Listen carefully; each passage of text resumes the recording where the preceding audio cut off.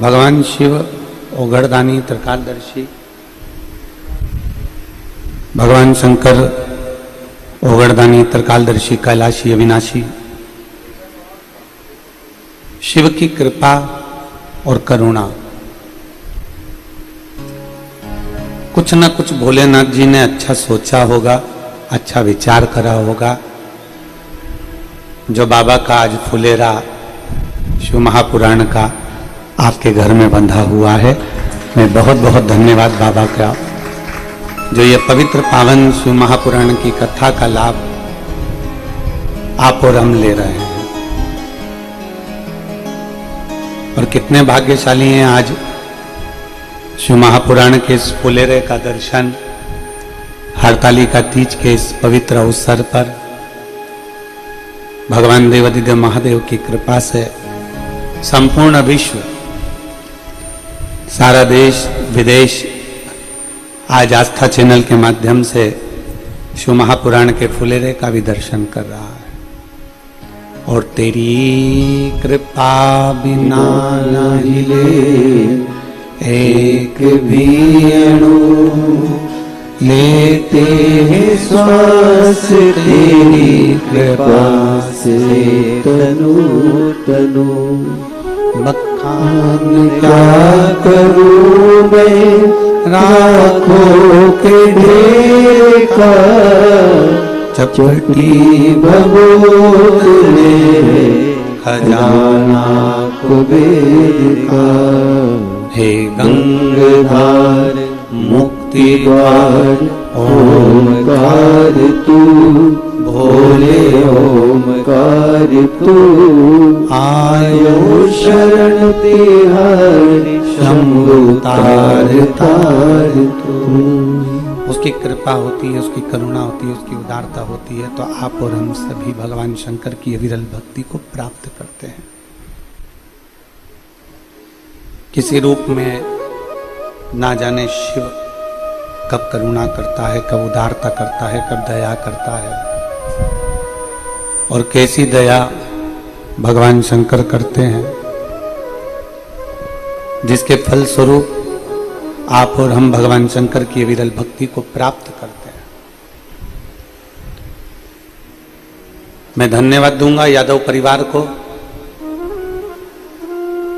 जिन्होंने संकल्प 5 दिवसीय कथा का जो लिया वो पूर्ण करवाया है, और आज कथा का 4th दिवस चल रहा है।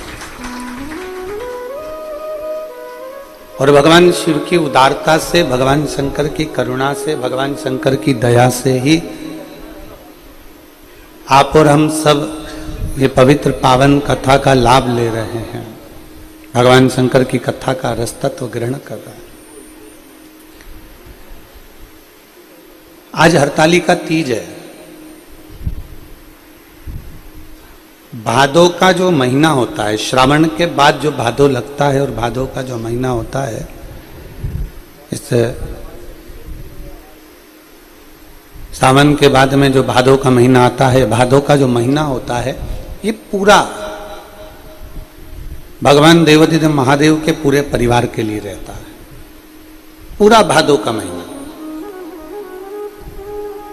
भगवान शंकर के पूरे परिवार के लिए ये भादो का महीना रहता है। आप देखिए, सावन में अपन दर्शन करते हैं, श्रावण महीने में अपन 1 लोटा जल देवादिदेव महादेव को समर्पित करते हैं, सावन के महीने में अपन भगवान शंकर की स्तुति करते हैं, सावन के महीने में अपन भगवान शिव की आराधना करते हैं, भगवान शंकर की अर्चना करते हैं, और भादो के महीने में माँ पार्वती जी की आराधना करते हैं। भादो के महीने में हम मां पार्वती की आराधना कर रहे हैं, भगवान श्री गणेश जी महाराज की आराधना कर रहे हैं। तो सावन का महीना शिव जी का तो है, पर भादो का जो महीना है वो भगवान शंकर के पूरे परिवार का है, पूरे परिवार का। शिव जी का संपूर्ण परिवार, भगवान देवादिदेव महादेव का पूरा परिवार भादो के महीने में पूजा जाता है। हरतालिका आई, देवऋषि नारद जी के कहने पर देवऋषि नारद जी ने माता पार्वती जी को जो बाल्यावस्था में ज्ञान उपदेश दिया है। आवाज की सेटिंग करो, खींच रहा। पार्वती जी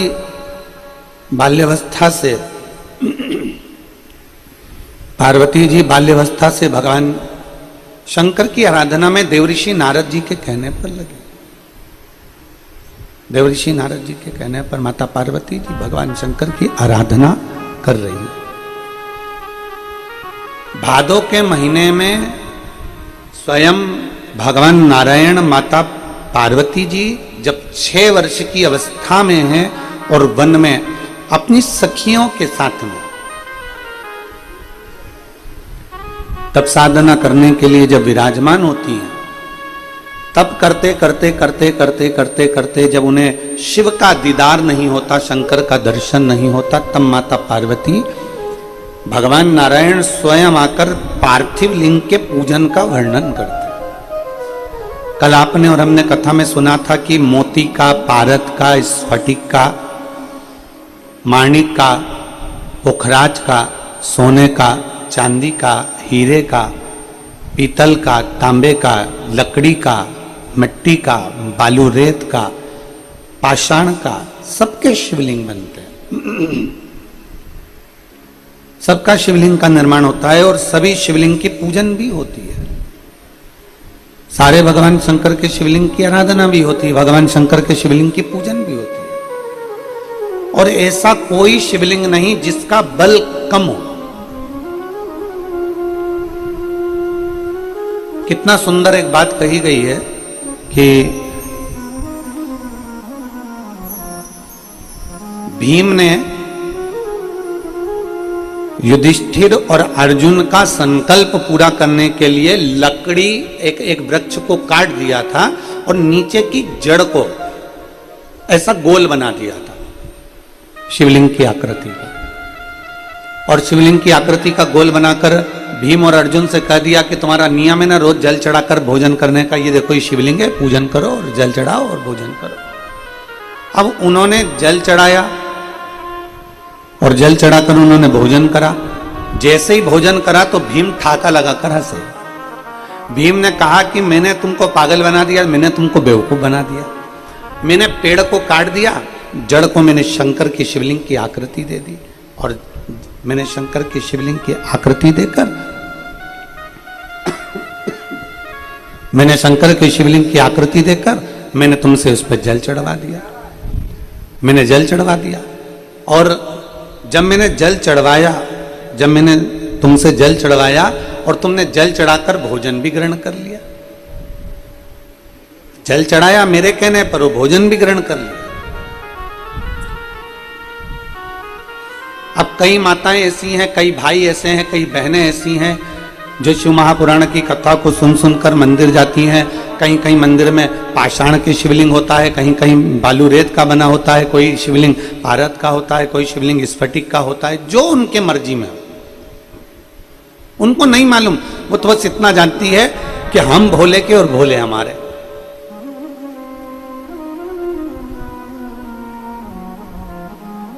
कई कई माताएं कहती हैं गुरुजी हम जिस मंदिर में जल चढ़ाने जाते हैं वहां का जो शिवलिंग है उसकी दिशा पूरब में, कोई कह देता है पश्चिम में है, कोई कह देता है दक्षिण में है, कोई कह देता है उत्तर में है, कोई कहता है हमको मालूम ही नहीं कि हम जिस मंदिर में जल चढ़ा रहे हैं उसकी दिशा किस ओर है। क्या हम मंदिर में जल चढ़ा रहे हैं और भगवान शंकर हमारे जल को स्वीकार कर रहा है? क्यों नहीं करेगा? भगवान शिव उसको स्वीकार क्यों नहीं करेगा? भगवान शंकर क्यों ना स्वीकार करेगा? बस क्या चाहिए? भगवान शंकर ये नहीं देखता कि तुम भगवान शिव को क्या दे रहे हो। मेरे ओघड़दानी मेरे शंकर भगवान तो कहते हैं कि निर्मल मन सो मोहि पावा, मोहि छल छिद्र कपट ना भावा। तुम दिल से हृदय से मुझे जो चढ़ा रहे हो मैंने उसको स्वीकार करा। कल कथा में कहा था कड़प का चरित्र। कल कड़प के चरित्र का वर्णन करते हुए अपन ने सुना था कि उसने अपने मुख में जल भर लिया था क्योंकि उसके पास में पात्र नहीं था।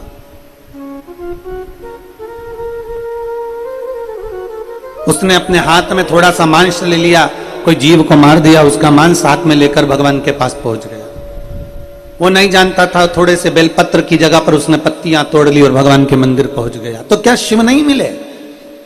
शिव महापुराण में कडप का चरित्र आता है, उस भील का चरित्र आता है, कडप का चरित्र आता है, और भगवान की कथा कहती है कि कडप के लिए भगवान स्वयं सम्मुख में प्रकट हो गए, क्योंकि उसकी भक्ति इतनी प्रबल हो गई थी कि उसने अपना एक नेत्र निकालकर भगवान शंकर के शिवलिंग को दे दिया।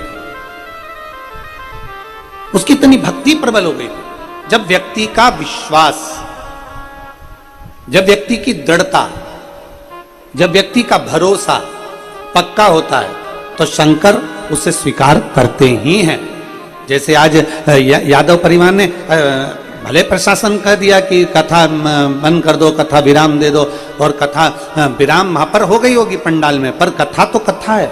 पर आपका भरोसा, जब मैं धन्यवाद दूंगा यहाँ पूरे परिवार को, मुकुल जी को, हर्ष जी को, वर्धन जी को, लक्ष्य जी को, सबको साधुवाद देता हूं मैं कि आपका लक्ष्य जो पूर्ण करा आपने जो विचार कर लिया कि हमारा भरोसा दृढ़ है हमारे शिव के प्रति, हमारा विश्वास दृढ़ है शंकर के प्रति, तो शंकर ने उसको पूर्ण करने का, जब आपने भरोसा रख लिया, विश्वास रख लिया, तो मेरे ओघड़दानी आज चतुर्थ दिवस की कथा में पहुंच गए और कल की कथा 5वें दिवस में पहुंच जाएगी।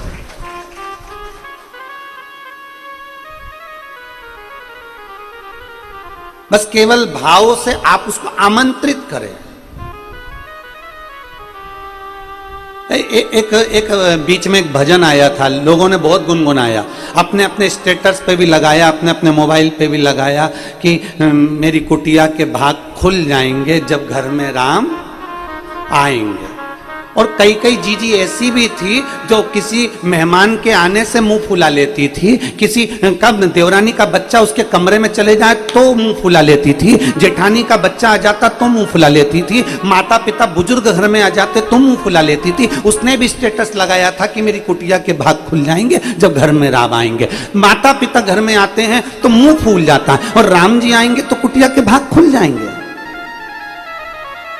जरा विचार करिए, अपने भीतर का एक भाव प्रकट करिए कि हमारे घर का बुजुर्ग, हमारे घर की माँ, हमारे घर का पिता, हमारे घर के बच्चे अगर भूलवश कोई गंदगी कर भी दिए हैं, हमारे घर का कोई सामान, कोई हम जिस कक्ष में रुके हैं वहाँ टेडी बियर घर सा रखा हुआ है, तो अब बच्चे लोगों का खिलौना रखा हुआ है, तो मान लो कोई दूसरा बच्चा उस कमरे में आ गया, उसने टेडी बियर उठाया यहाँ से वहां रख दिया, कोई खिलौना उठाया, कोई गुड़िया उठाई, कोई खिलौना उठा के यहाँ से वहां रख दिया, तो क्या अपन नाराज होंगे? नहीं, क्योंकि खिलौने होते काहे के लिए? बच्चों के खेलने के लिए। चाहे अपने बच्चे खेल रहे हो, चाहे देवरानी के, चाहे जेठानी के, चाहे परिवार वालों के, ननंद के, रिश्तेदारों के, किसी के भी बच्चे खेल रहे हैं, खेल तो खिलौने से रहे हैं। तो ये हमारे भीतर का एक भाव प्रकट करता है कि हम भजन तो लगा रहे हैं, हम स्टेटस भी लगा रहे हैं, हम इंस्टाग्राम पे भी डाल रहे हैं कि मेरी कुटिया के भाग खुल जाएंगे जब घर में राम आएंगे, और मालूम पड़ा घर में बूढ़े माँ बाप आ गए तो मुंह फूल गया, कोई बच्चे आ गए तो मुंह फूल गया, 4 रिश्तेदार ज्यादा आ गए तो मुंह फूल गया, जरा सी देर में गुस्सा आ गया, भन-भना के मालूम पड़ा धड़ धड़ धड़ धड़ सीढ़ी से नीचे और धड़ धड़ सीढ़ी से ऊपर मालूम पड़े। अब अपन तो भजन लगा रहे हैं कि मेरी कुटिया के भाग खुल जाएंगे राम जब घर आएंगे। कुटिया के भाग कब खुलेंगे? राम जी को हमने नहीं देखा, राम जी को हमने नहीं छुआ, राम जी को हमने स्पर्श नहीं किया, पर हमारे माँ बाप के रूप में, हमारे घर के बुजुर्ग के रूप में, माँ बाप के रूप में आज भी राम बसते हैं, हमारे घर के बुजुर्ग के रूप में आज भी राम दिखते हैं। तो हम ये कहें कि हमारी कुटिया के भाग खुल जाएंगे जब राम घर आएंगे। कौन से राम? अपने माता पिता के रूप में, अपने घर के बुजुर्ग के रूप में, आपके घर के बड़ों के रूप में, आपके घर के सत्कार के रूप में। जब कोई अतिथि आ रहा है तो समझो मेरे राम आ रहे हैं, माता पिता आ रहे हैं तो मेरे राम आ रहे हैं। घर में तुम अपने माता पिता को 1 गिलास पानी पिला रहे हो, समझ लो मेरे राम को मैं जल पिला रही हूँ। अपने घर में अपन किसी बड़े का आदर कर रहे हैं, समझो कि मैं राम का आदर कर रही हूँ। आप किसी बड़े का सत्कार कर रहे हो, ये समझे कि मैं अपने घर में राम जी का सत्कार कर रही हूँ। मेरी कुटिया के भाग खुल जाएंगे जब राम घर। और एक लाइन और उसमें थी, क्यों रे सेलन, क्या थी वो? राम आएंगे तो अंगना बुहारूंगी। अब देखो कितनी सुंदर बात है, राम आएंगे तो अंगना सजाऊंगी। मालूम पड़ा कोई अपने घर के बुजुर्ग आ गए तो पहले से ही मोबाइल उठा के रखाऊंगी। कौन आ गए? देवरानी के बच्चे आ गए। कौन आ गए? जेठानी के बच्चे आ गए। कौन आ गए? घर में 4 मेहमान आ गए। क्या करना है? सबसे पहले सामान छुपा के रख दो। एक पति ने अपनी पत्नी से कहा, सुनो कल मेरा दोस्त भोजन करने आएगा, ये घड़ी छुपा के रख देना।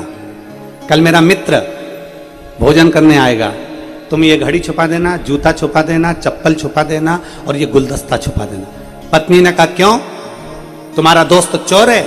पति बोला नहीं, वो अपने सामान को पहचानता है,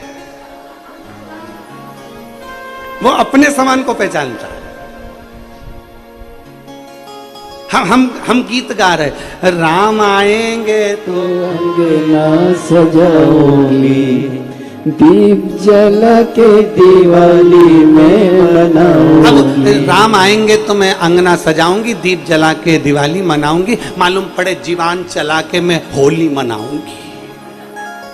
अब आप किसको पहले तो राम कौन? राम मेरे माता, राम मेरे पिता, राम मेरे घर के बच्चे, राम मेरे घर के बुजुर्ग, राम मेरे घर का इष्ट, राम मेरे घर का आदरणीय, राम मेरे घर का अतिथि। आज महाराष्ट्र में लोग कहते हैं अतिथि देवो भव, अर्थात हमारे घर में अगर अतिथि आया है, हमारे घर में कोई गुरु आ गया, हमारे महाराष्ट्र में कहते हैं अगर गुरु घर में आ जावे, कोई अतिथि घर में आ जावे, समझ लो दीपावली आ गई, स्वयं दिवाली हमारे घर में आ गई, खूब त्योहार हमारे घर में हो गया, खूब लड्डू बन रहा, पेड़ा बन रहा। सुबह सुबह हमारी माता जी और बहुएं मिलके रोटी को चूर के उसमें घी शक्कर मिला के इतना बड़ा लड्डू बनाकर और हमारे विकास महाराज जी को दे दी और ऊपर कहा कल लगे जाओ गुरु जी को दे देना।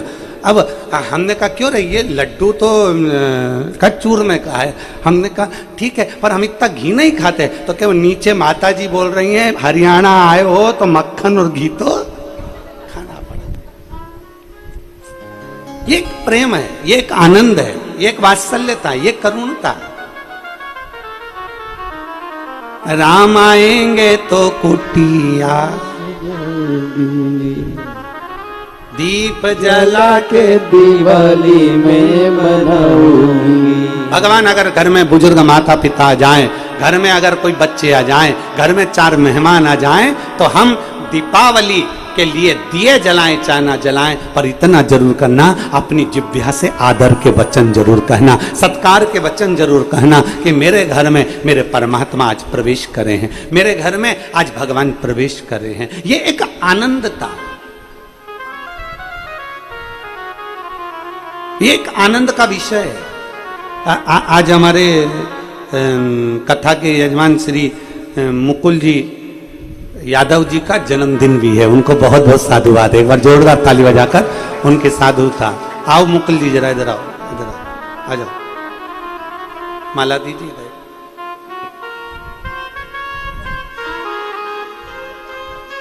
इधर जाओ,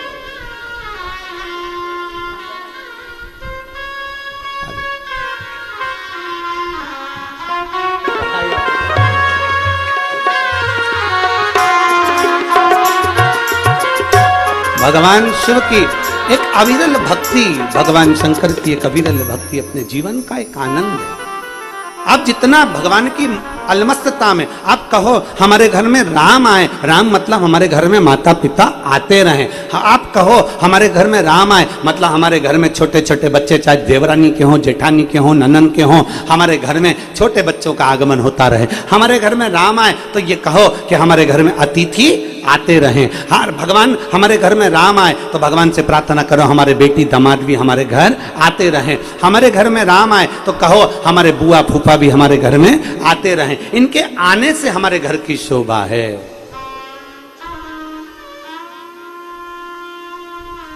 घर में मेहमान आ जाए और अपना मुंह फूल जाए और अपन स्टेटस लगा रहे राम आएंगे तो झुपड़िया सजाऊंगी, मालूम पड़े मुंह फूला के अपने कमरे में चली जाऊंगी, तो कहां मतलब था? एक भाव अपने भीतर प्रकट करे।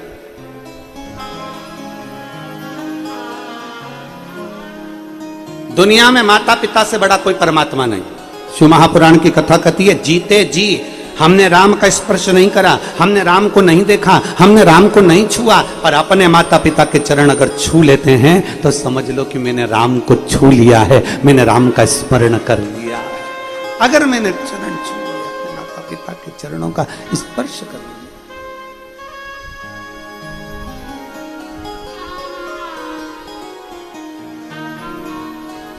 शिव पुराण कह रही है, भगवान शंकर का चरित्र कह रहा है, भगवान शंकर का संवाद कह रहा है। पार्वती मैया 6 वर्ष की अवस्था में है। देव ऋषि नारद के कहने पर तप साधना करने बैठ गई हैं, पर पार्थिव लिंग का निर्माण करना नहीं जानती है। आप जिस भाव से भगवान शंकर के शिवलिंग का निर्माण कर रहे हो, आज हड़तालिका तीज है, मेरी जीजियां निराहार, बिना जल के, थूक भी अंदर नहीं निकलती, बिना जल के पूरी रात आज पूजन करती हैं। पूरी रात, पूरी 4 पहर की पूजन वो पूरी रात करती हैं, पूरी रात। प्रदोष के समय से पूजन चालू होती है और सुबह तक ये पूजन का क्रम उनका चलता रहता है। प्रदोष के समय से अभी सब मेरी जीजियां, जे सारी बहनें, सारी बेटियां, मैं भारत की सभी माताओं को, मैं भारत की सभी बेटियों को, मैं भारत की सभी नारियों को हरतालिका तीज की मेरी जीजियों को बहुत बहुत बधाई देता हूं। आप सभी का सौभाग्य अखंड हो और मेरी बेटियां, मेरे बेटे सब आनंद में रहें। संपूर्ण विश्व का कल्याण, संपूर्ण विश्व का। और सबसे निवेदन जरूर करूंगा, आप व्रत करते हो ना करते हो, आप पूजन करते हो ना करते हो, आप उपास करते हो ना करते हो, पर भारत भूमि की अगर माताएं फुलेरे का दर्शन जरूर करें। आपके नजदीक में किसी के घर में फुलेरा बंधा हो तो से विनती कर कर जाएं, हमको फुलेरे का दर्शन करना है। अगर मंदिर में फुलेरा बंधा है तो वहां जाकर दर्शन करें, पर 5 जगह पर, 7 जगह पर फुलेरे का दर्शन अवश्य करें और बाबा से विनती भी अवश्य करें, बाबा मैंने तेरे ही भरोसे, बाबा तेरे ही भरोसे हवा बिच उड़ती जावांगी, बाबा टोर तो छड़ी ना में कटी जावांगी। प्रति आज का दिन आपके जीवन का एक आनंदमय दिन होना चाहिए। सावन के महीने में केवल शिव जी की आराधना होती है, श्रावण के महीने में केवल शंकर जी की आराधना होती है, पर भादो के महीने में शंकर भगवान, पार्वती मैया, गणेश जी, सदानंद कार्तिकेय जी, अशोक सुंदरी, भगवान शंकर की 5 बेटियां जया, विषहरा, शामली बारी, दौतली, देव, ये सब प्रसन्न होती है। ये फुलेरे में जो मालाएं लगती हैं, ये फुलेरे में जो फूल की मालाएं लटकाई जाती है, ये भगवान शंकर की बेटियों के भाव से, भगवान शंकर के एक परिवार की उन्नति के भाव से। फुलेरे का मतलब होता है कि खूब फलो फूलो, खूब फलो फूलो।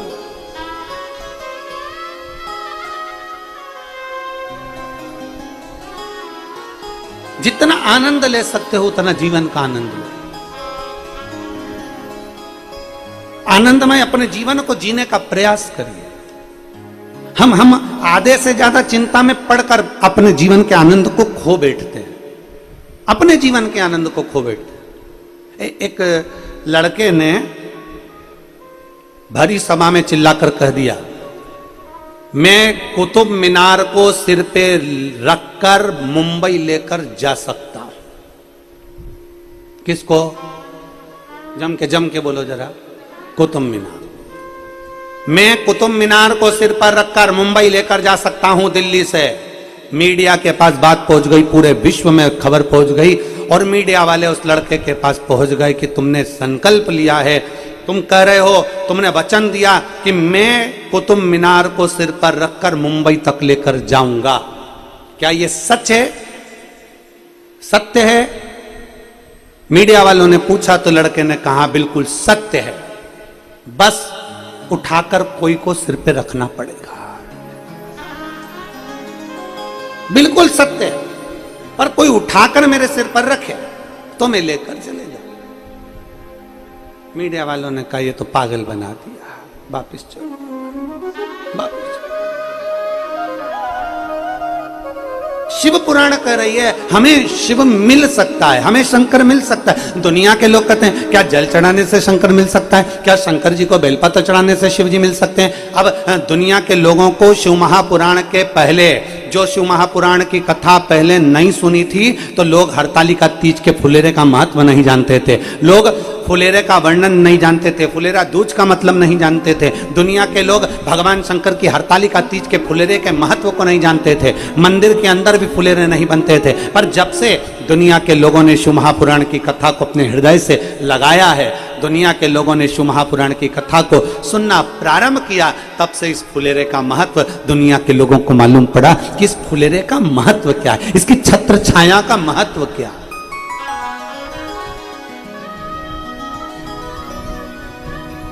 एक छत्र छाया का महत्व क्या होता है।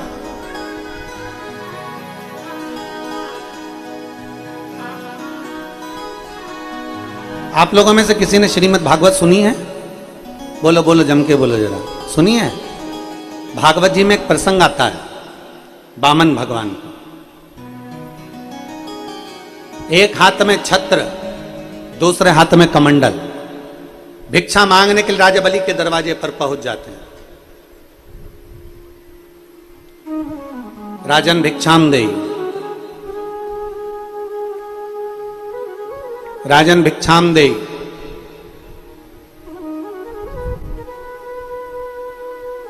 राजा बलि को सूचना मिल जाती है, भिक्षा देने के लिए आते हैं। गुरु शुक्राचार्य जी उन्हें मना कर देते हैं, मत, फिर भी वो भिक्षा दे ही देते। वामन भगवान से माता लक्ष्मी जी ने एक प्रश्न किया भगवान नारायण से, जरा समझिएगा, श्रीमद् भागवत का बड़ा सुंदर भाव। माता लक्ष्मी जी ने वामन भगवान से, भगवान नारायण से एक प्रश्न किया कि आप भिक्षा मांगने के लिए जा रहे हो, कमंडल लेकर जा रहे हो, यहां तक तो ठीक है, पर ये छत्र भिक्षा मांगने के लिए छत्र की क्या जरूरत है? इस छत्र की क्या जरूरत पड़ गई जो भिक्षा मांगने के लिए आप छाता लेकर जा रहे हो? अगर कोई ब्राह्मण किसी के दरवाजे से कुछ लेने के लिए जाए और बड़ा ठाट बाट में छत्र लगाकर, सोने का चंवर डोलाते हुए, सोने चांदी की खड़ाऊओं को धारण करते हुए, चंदन खड़ाऊ पहनकर, खूब सुंदर परिधान, खूब सुंदर वस्त्र आभूषण पहनकर अगर किसी यजमान के यहाँ जाए और यजमान के यहाँ जाकर कहे भिक्षाम देहि, तो यजमान भी अंदर से कहेंगे बताओ इतना ठाट में तो आया है, इतना ठाट में आया है, इतनी महंगी महंगी गाड़ी से उतर रहा है, इतना महंगा महंगा ठाट है, इतना बड़ा मोबाइल कटे हुए सेवफल का, एप्पल का चला रहा है, और मालूम पड़े तो भी भिक्षा मांगने के लिए आ रहा है। अब उसके भीतर एक भाव प्रकट कि ये कैसा, तो लक्ष्मी जी ने भगवान नारायण से कहा कि आप भिक्षा मांगने के लिए जा रहे हो, आप भिक्षा लेने के लिए जा रहे हो राजा बलि के दरवाजे पर, एक हाथ में तुम्हारे कमंडल चलेगा, दूसरा बाजू में चटाई रखी है वो भी चलेगा कि आसन पे बैठना है, पर ये छत्र लेकर जाने की क्या जरूरत है? भगवान नारायण मुस्कुरा दिए और भगवान विष्णु ने मुस्कुरा कर कहा लक्ष्मी ये छत्र मैं अपने लिए लेकर नहीं जा रहा हूं, ये छत्र मैं अपने लिए लेकर नहीं जा रहा हूं। तो छत्र किसके लिए लेकर जा रहे हो? छत्र किसके लिए लेकर जा रहे हो? भगवान नारायण ने वामन अवतार में माता लक्ष्मी से कहा, वामन पुराण कहती है, भगवान विष्णु की पुराण कहती है, सुंदर वामन भगवान का चरित्र श्रीमद् भागवत कहती है, भगवान कहते हैं ये छत्र मैं अपने लिए लेकर नहीं जा रहा हूं लक्ष्मी, जब राजा बलि के पास में देने के लिए कुछ नहीं होगा, सब कुछ दे देगा, 3 पग में मैं सब कुछ नाप लूंगा, और राजा बलि के पास जब कुछ भी नहीं रहेगा तब वो अपना शीश मेरे चरणों में रख देगा, जब चरणों में रखेगा तो मेरे छत्र की छाया उस राजा बलि पर पड़ जाएगी, और जो मेरी छत्र छाया में आ जाता है उसे वापस पुनः वही की वही प्राप्त हो जाता है। मेरी छत्र छाया में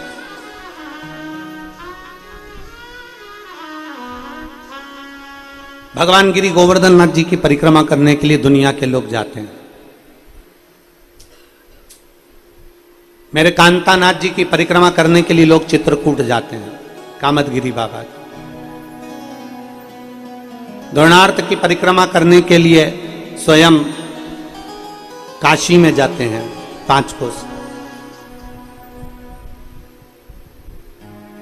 भगवान जब हम परिक्रमा करने के लिए जाते हैं तो हमारे मन में यह भाव आता है कि गिरिराज जी की परिक्रमा क्यों, गोवर्धन नाथ जी की परिक्रमा क्यों, पूरा भारत का व्यक्ति गिरिराज बाबा की परिक्रमा करने के लिए जाता है क्यों? तो क्योंकि वो भगवान कृष्ण ने अपनी उंगली पर धारण करा, छत्र बनाकर धारण करा और सारे ब्रजवासियों से, सारे जीवों से कह दिया कि तुम इसकी छाया में आ जाओ। जब तुम इसकी छाया में आ जाओगे तो मेरी छत्र छाया में आ जाओगे, और मेरी छत्र छाया में आ गए तो तुम्हें सब कुछ प्राप्त हो जाएगा। हम क्यों कहते हैं कि शिवालय जाइए, फुलेरे का दर्शन करिए, 1 लोटा जल चढ़ाइए, भगवान शंकर का गुणगान करिए, शिवालय जाओ। हम क्यों कहते हैं? मंदिर अपने क्या घर में नहीं है? क्या घर में शंकर नहीं है? क्या घर में शिवलिंग नहीं है? पर फिर भी हम कहते हैं कि मंदिर जरूर जाओ। घर में शिवलिंग है, घर में आराधना कर रहे हो, घर में पूजन कर रहे हो, पर मंदिर जरूर जाओ। क्यों जाओ मंदिर? क्या घर में शंकर जी नहीं है? क्या घर में शिवलिंग नहीं है? हमारे सोसाइटी के मंदिर में क्यों जाएं हम? वो तो अभी विराजमान हुआ, 2 साल पहले ही मंदिर बना, 3 साल पहले ही मंदिर बना। भले कुछ भी हो पर मंदिर तक जाओ। तेरे मंदिर में आना मेरा काम है और मेरी बिगड़ी बनाना तेरा काम है। हम तेरी चौखट तक आ ही गए, मुझे दर्श दिखाना तेरा काम। हम जाएं उसकी चौखट तक, हम पहुंचे उसके दरवाजे तक।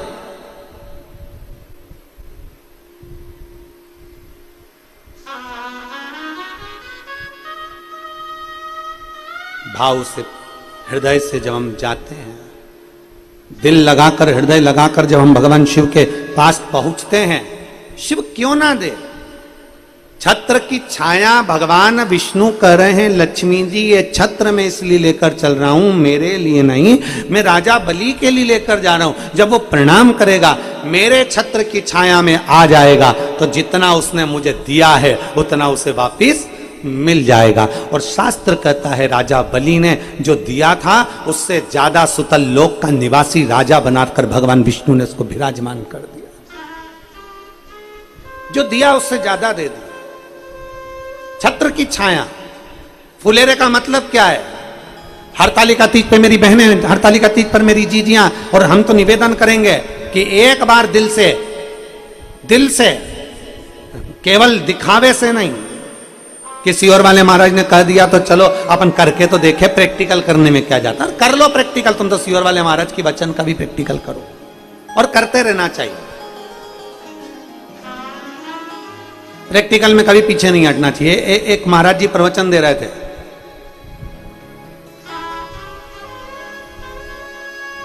प्रवचन देते देते उन्होंने कह दिया मदिरा नहीं पीना चाहिए, शराब नहीं पीना चाहिए।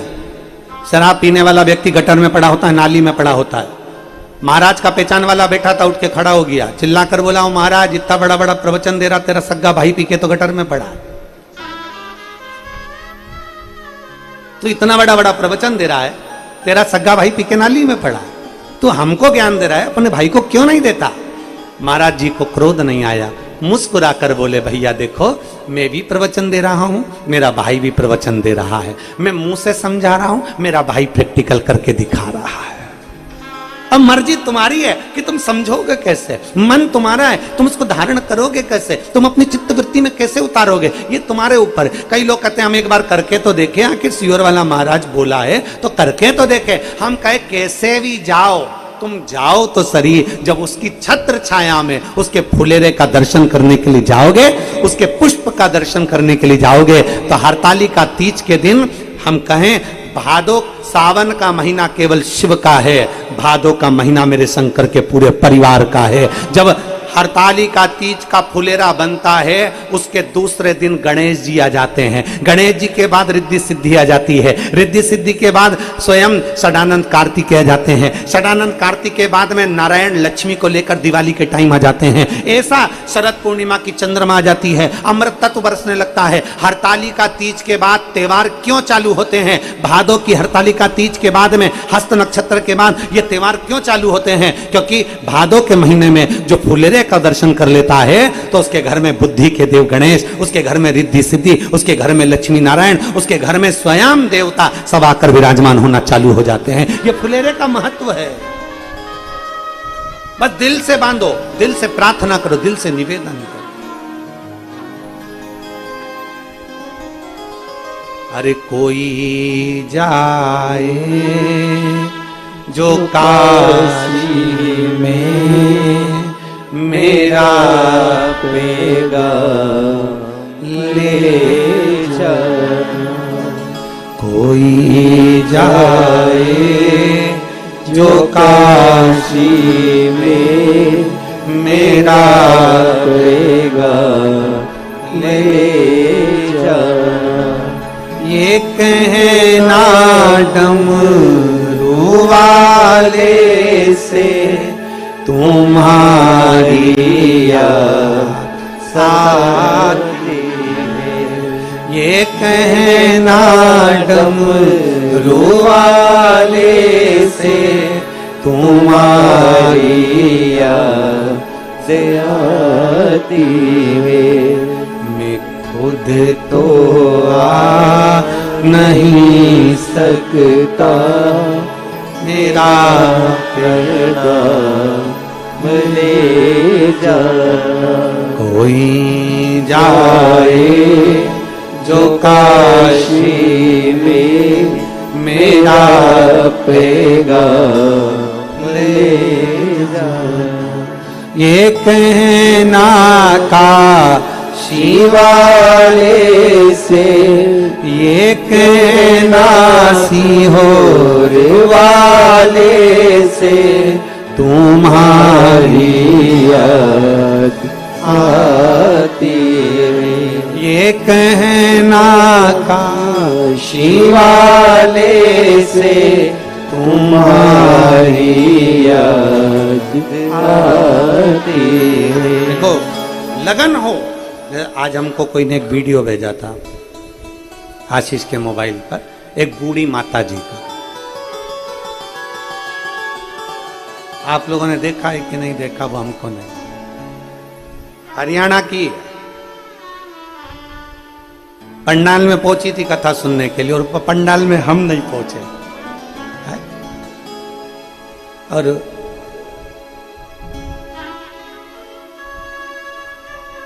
अब पंडाल में हम नहीं पहुंचे और वो पंडाल पहुंची। आप लोगों ने देखा कि नहीं देखा वो वीडियो हमको नहीं मालूम, पर उसका भाव इतना प्रबल था, इतना प्रबल उसका भाव। जरा दिखाओ, जरा चैनल पे है तुम्हारे पास, चला दो जरा।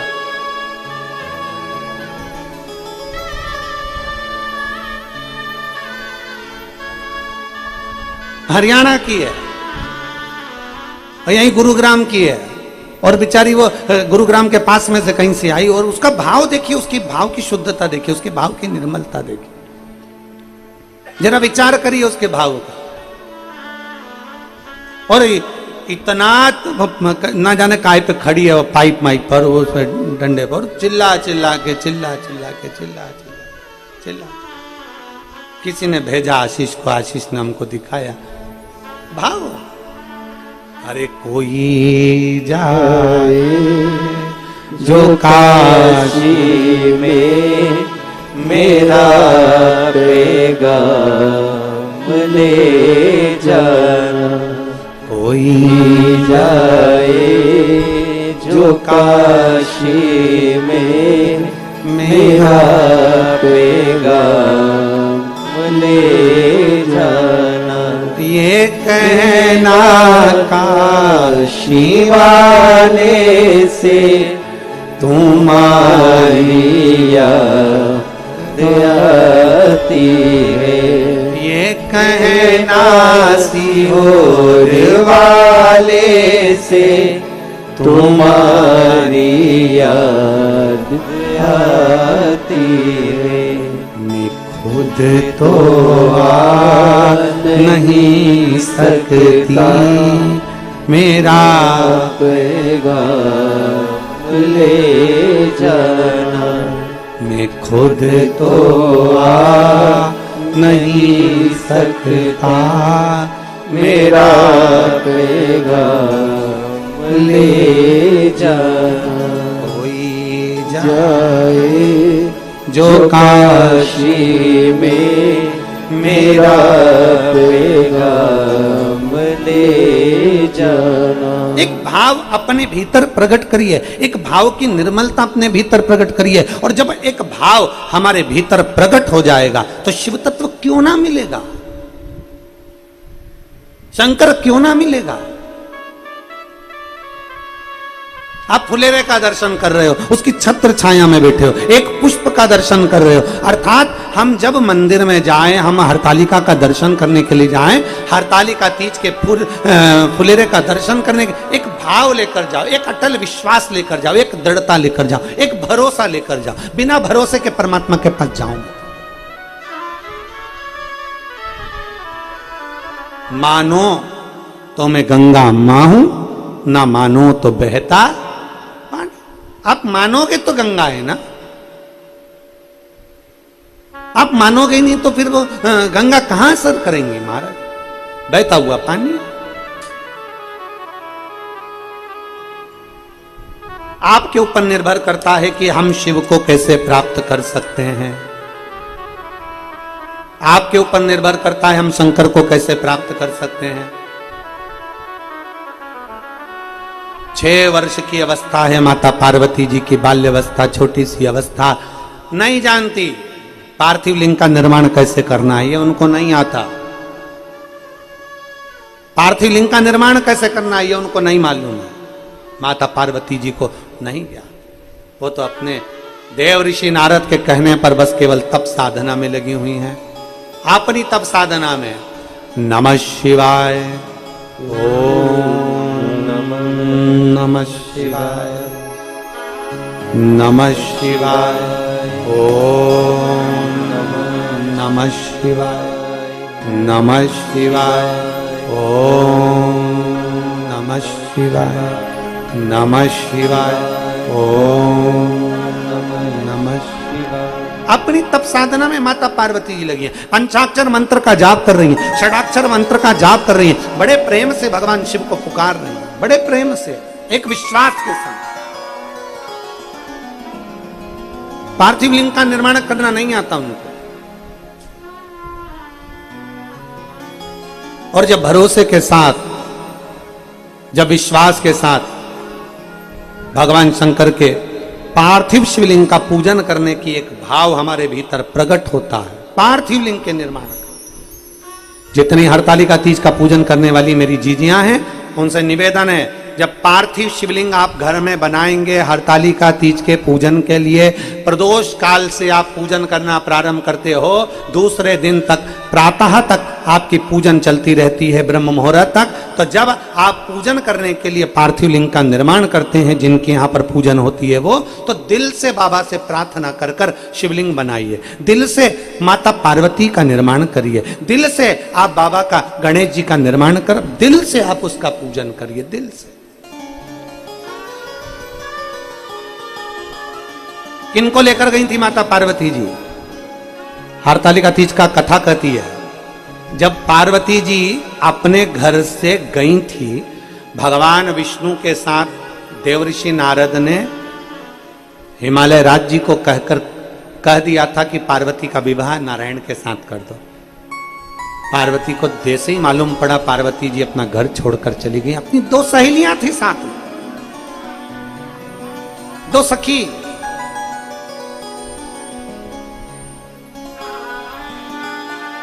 अपनी सहेलियों के साथ जा रही हैं माता पार्वती, अपनी सहेलियों के साथ। और माता पार्वती जी अपनी सहेलियों के साथ में जब गई, माता पार्वती जी एक वन में, एक गुफा में प्रवेश कर गई। गुफा में प्रवेश कर वन में बैठकर माता पार्वती, 2 सखियां, और बहुत ध्यान लगाना महाराज, 2 सखी कौन सी है? ये तो पार्वती जी की सखी लिखी है उन्होंने, पर 2 सखी कौन सी है? एक अपना मन, एक मन को सखी मानी, और एक अपना शरीर। ये 2 चीज ऐसी है, कभी कभी ऐसा होता है कि शरीर तीर्थ तक पहुंच जाता है, 200-500-1000 रुपए खर्च कर तीर्थ तक चले गए, और मालूम पड़े वहां तुम्हारा मन ना लगे तो फिर तीर्थ किस काम का? सखी 2, कभी भी तीर्थ करने जाओ, गंगा नहाने जाओ, मंदिर दर्शन करने जाओ, भगवान शंकर के फुलेरे का दर्शन करने जाओ, हरतालिका का दर्शन करने जाओ, चाहे तुम भगवान शंकर के मंदिर में एक लोटा जल चढ़ाने जाओ, तुम्हारा दिल करे तुम मंदिर में जाओ, पर निवेदन इतना है कि उसके साथ जाना जिसका दिल शंकर में लगता है। मालूम पड़े मोटरसाइकिल पे मम्मी ने कहा कि बेटा मुझे शंकर जी के मंदिर ले चल, और मोटरसाइकिल की जो भट भट चालू हुई उतनी देर में उसका मुंह चालू हुआ, क्या मम्मी क्या ढोंग में लगी हो, क्यों सियोर वाले के चक्कर में पड़ी हो, क्यों तू पागल हो गई। अपनी पत्नी को भी फिर वो ज्ञान देता रहता है 24, क्यों जा रही है, पागल है क्या, मूर्ख है क्या, ये फुलेरे के दर्शन से कुछ होता है क्या, चल मैं फूल वाले के घर ले चलता हूं, वहां पर बहुत सारी माला टंगी होगी तो उसी को देख ले।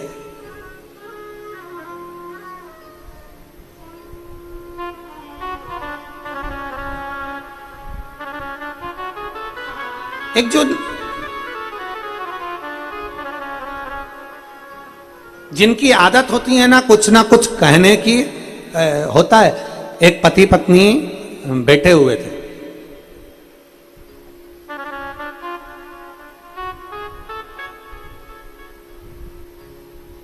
पति सुबह की चाय पी रहा था, पत्नी भी उसके पास में बैठी हुई थी, वो भी चाय पी रही थी।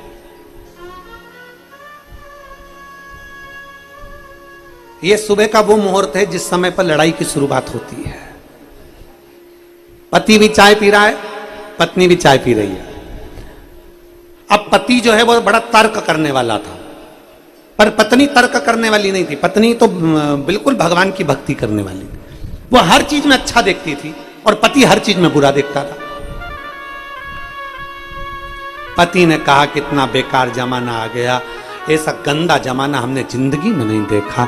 इतने में पत्नी चाय पीती पीती रसिया, क्या बोलते हैं आपके यहाँ, क्या बोलते हैं उसको, रसिया बोलते हैं, उसको डुबो के और खा रही थी। और इतने में पति बोलता जा रहा है कि कितना बेकार जमाना आ गया, सब गंदे गंदे लोग जुड़ गए संसार में, सब बेकार हो गया। का वीडियो चला है तो देखो, एक हरियाणा की बूढ़ी माँ, उसका वीडियो देखिए जो आज कल कथा नहीं सुनने को मिली ना उसको, तो पंडाल में उसने कितना कितना चिल्लाया है, उसको देखिए। चालू करो जरा, उसकी आवाज आ रही है ना, क्यों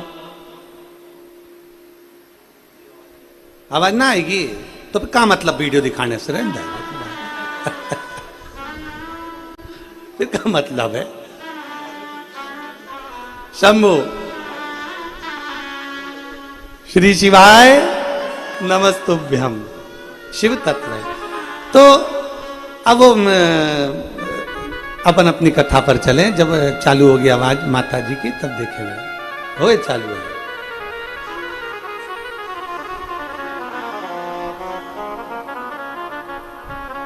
अब पत्नी वो रसिया डुबा डुबा के उसको खा रही थी, है? और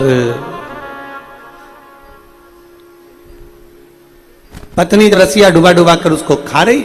अब पति बोला कि सब बेकार जमाना है, सब बेकार, सब बेकार, सारा बेकार जमाना।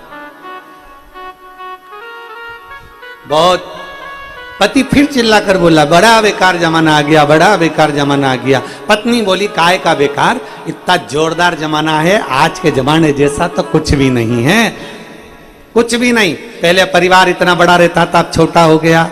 पहले के समय में कितना परेशानियां होती थी, घर में पानी टपकता रहता था, अब सब अच्छा हो गया। पहले जाने आने के साधन नहीं थे, अब सारे साधन हो गए। पत्नी सब में अच्छा देख रही, पॉजिटिव, और पति हर एक में नेगेटिव। इतने में पति को आ गया अब जो बोली और वो डोला, ये बोली और वो डोला। अब पति को आ गया गुस्सा। अब पति तर्क करने वाला, कहला क्या बेकार हो गया, आज के जमाने में जिसका भला करो वही जूता मार कर जाता है, आज के जमाने में जिसका अच्छा करो वही गलत करके जाता है। पत्नी ने कहा ऐसा नहीं होता, सब अच्छा होता है, अपने भाग्य से होता है। इतने में पति ने कहा देख, अब पति ब्रेड पे मक्खन लगा रहा था खाने के लिए। अब मक्खन लगाते लगाते लगाते पत्नी से बोला देख, जितना अच्छा करो ना आज के जमाने में उतना बुरा होता। देख मैंने इस ब्रेड में मक्खन लगाया है ना, अगर ये ब्रेड नीचे गिरी ना तो मक्खन के बल पे गिरेगी। मतलब अपन तो अच्छा कर रहा है, मक्खन लगाया, उसके बाद ब्रेड गिरेगी तो मक्खन के बल पे गिरेगी। इतने में पत्नी ने बोला नहीं नहीं ऐसा नहीं होता कि मक्खन के बल पे गिरेगी, मेरा मन कहता है कि ये मक्खन ऊपर रहेगा, ब्रेड नीचे रहेगी। देखो बूढ़ी माँ ने जो